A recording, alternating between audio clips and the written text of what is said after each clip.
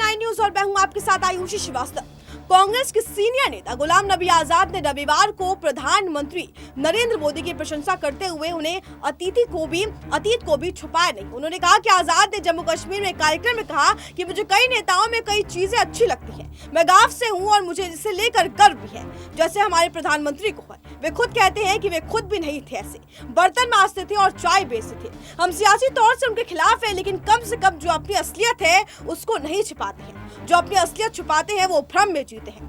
आदमी को अपने अतीत पर गर्व होना चाहिए। मैं दुनिया भर के कई देशों में गया, 5 स्टार और 7 स्टार होटल में भी काम किया, लेकिन जब मैंने अपने गांव के लोगों के साथ बैठता हूँ, भले ही उनके कपड़े कम धुले हो, लेकिन उसकी एक अलग खुशबू होती है और मजा आ जाता है। इससे पहले भी फरवरी में ही गुलाम नबी आजाद ने राज्यसभा से विदाई के दौरान अपने भाषण में पीएम मोदी से अच्छे संबंधन के वाक्य सुनाए थे। आपको बता दें, पीएम मोदी और गुलाम नबी आजाद ने दोनों ने एक दूसरे की खूब तारीफ भी की थी।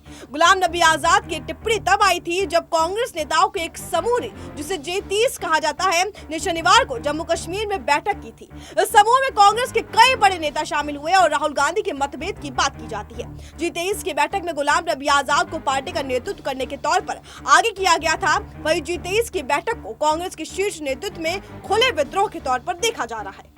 आपको बता दें, जिस तरीके से कांग्रेस में इस तरह की मतभेद के कारण दूसरी पार्टियों के नेता भी चिंतित दिखाई दे रहे हैं। नेशनल कॉन्फ्रेंस प्रमुख डॉक्टर फारूक अब्दुल्ला ने रविवार को कहा कि कांग्रेस को बांटने वाली ताकतों से लड़ने के लिए एकजुट रहने की जरूरत है। फारूक अब्दुल्ला ने रविवार को पत्रकारों से बातचीत करते हुए कहा कि मुल्क में बांटने वाली शक्तियों से लड़ने के लिए एकजुट रहने की जरूरत है। कभी भी कोई एकजुटता और मजबूत होने की जरूरत है। लोग कांग्रेस की तरफ देख रहे हैं। कांग्रेस एक तो 30 साल पुरानी पार्टी है। जम्मू कश्मीर में शनिवार को कांग्रेस के J30 नेताओं की बैठक के बाद यह साफ हो गया कि पार्टी गंभीर समस्याओं से जूझ रही है और मतभेद अब पद से बाहर हो चुका है और पद और प्रशासन से बाहर हो चुका है। जम्मू कश्मीर में इन नेताओं ने पूरी ताकत दिखा दी है। गुलाम नबी आजाद राज्यसभा से संसद से रिटायर हो चुके हैं, लेकिन वो पार्टी को चुनौती देने के लिए निखर दिखाई दे रहे हैं। आपको बता दें, J30 को लेकर कांग्रेस के नेता बहुत नपे तुले बोल रहे हैं और किसी भी तरह की अनुशासनात्मक कार्यवाही करने के लिए खामोश है। शनिवार को J30 की बैठक में पार्टी के कई सीनियर नेता शरीक हुए।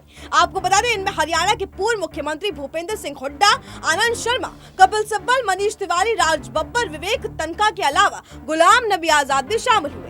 बता दें, पिछले साल अगस्त में सोनिया गांधी की पार्टी की पूर्णकालिका और मुखर अध्यक्ष सुनिश्चित करने के लिए भी इस लिखे गए पत्र के बाद J30 नेताओं की ये पहली सार्वजनिक बैठक थी और अभी कयास लगाए जा रहे हैं कि ये सभी के सभी नेता जिस तरीके से भगवा रंग की टोपी पहने हैं, कहीं बीजेपी का दामन ना थाम ले।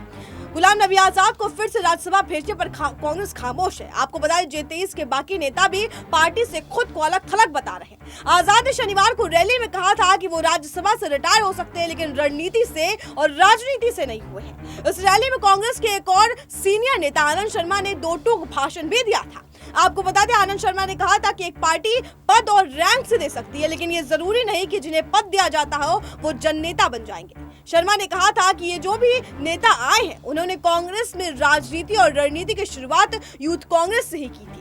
आनंद शर्मा ने रैली में कहा था कि मैंने यह अधिकार किसी को नहीं दिया कि वो जिस तरीके से कोई हमें बताए कि हम कांग्रेस में रहना चाहते हैं या हम कांग्रेस के सदस्य हैं या फिर नहीं। आपको बता दें, कांग्रेस ने बहुत पहले आनंद शर्मा को पद से हटा दिया था।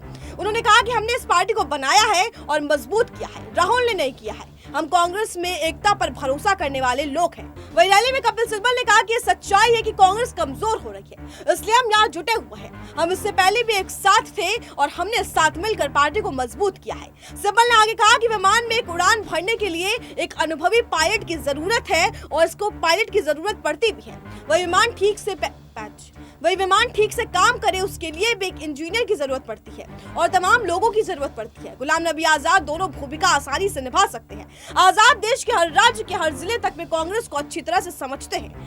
हमें दुख हुआ है कि जब पता चला कि संसद से वे रिटायर हो गए हैं। हम नहीं चाहते कि आजाद संसद से बाहर आए। मैं समझ नहीं पा रहा हूँ कि कांग्रेस अनुभव का फायदा क्यों नहीं उठा पा रही है। उन्होंने कहा कि अपने सीनियर कांग्रेस नेताओं की मौजूदगी में गुलाम नबी आजाद ने कहा कि मेरे जितने भी साथी हुए हैं, इनमें से किसी ने भी संसद में जम्मू कश्मीर के मुद्दे पर मुझसे कम नहीं बोला। सबने यहाँ कहा कि बेरोजगारी, उद्योग, शिक्षा और पूरे राज्य का दर्ज खत्म करने का मुद्दा जोर शोर से उठाया गया।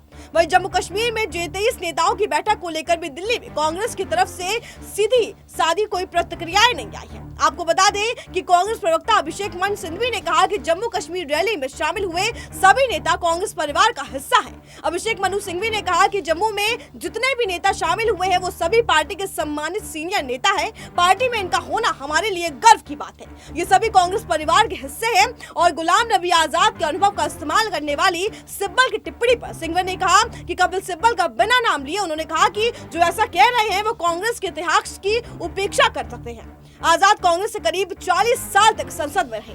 उन्हें सोनिया गांधी ने जम्मू कश्मीर का मुख्यमंत्री बनाया तो इंदिरा गांधी के वक्त में कांग्रेस की सरकार और पार्टी में उन्हें अहम जिम्मेदारियां दी गई। इन नेताओं के खिलाफ किसी भी तरह की अनुशासनात्मक कार्रवाई को लेकर भी सिंघवी ने कुछ भी नहीं कहा। जिस तरीके से कांग्रेस अब दो गुटों में बंटी जा रही, एक गुट है गुलाम नबी आजाद का तो दूसरा गुट है राहुल का और सोनिया का। देखना काफी अहम होगा कि किस तरीके से ये गुट एक साथ मिल पाते हैं। और अगर गुलाम नबी आजाद अपने समर्थकों के साथ जो कपिल सिब्बल हैं और आनंद शर्मा इन लोगों के साथ अगर वो पार्टी छोड़ते हैं तो इस पर कांग्रेस और गांधी परिवार पर कितना बड़ा झटका और असर पड़ने वाला है आने वाले भविष्य में, देखना काफी अहम होगा। आप देखते रहिए SPN9 न्यूज।